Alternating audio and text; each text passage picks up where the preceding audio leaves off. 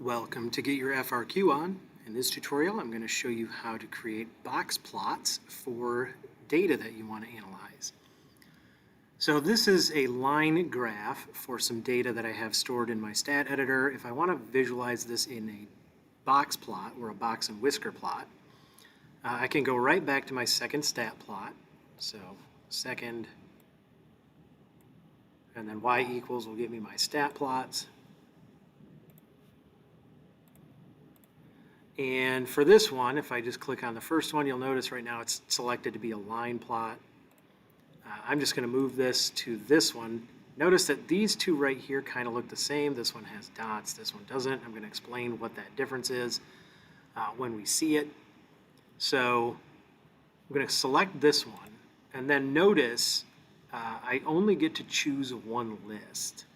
For this one, I want to make sure that the list I'm analyzing is the list with the data, not the x coordinates. I'm going to go second, 2, and that will use the x list as the data set as opposed to just sort of the ordered set.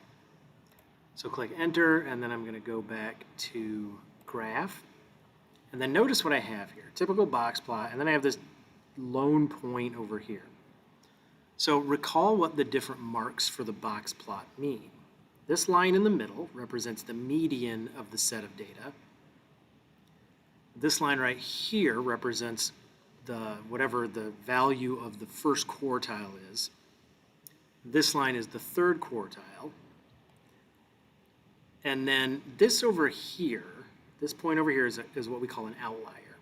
An outlier is a data point that is more than 1.5 times this interquartile range outside of the rest of the data. So whatever the distance is between quartile 1 and quartile 3,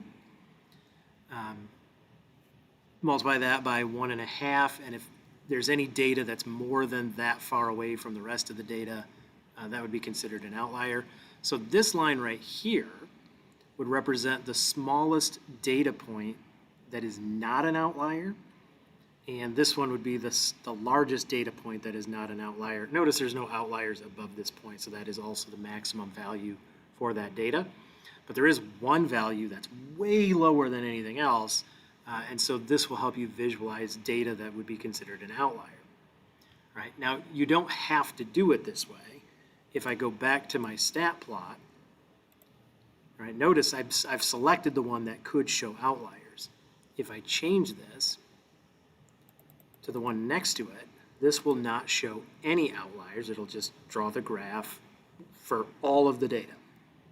All right, so now notice that this line goes all the way down here, all the way down to where that really low value was, but other than that, it's basically the same box plot. So you have a couple of different choices when you're analyzing data with a box plot, either box and whisker plot or just a box plot. Either way, you're going to get a decent representation of that data, usually a lot easier to visualize and analyze that way. For an Algebra 1 student, or really anyone who's trying to analyze data at least quickly, this is a good way to do it.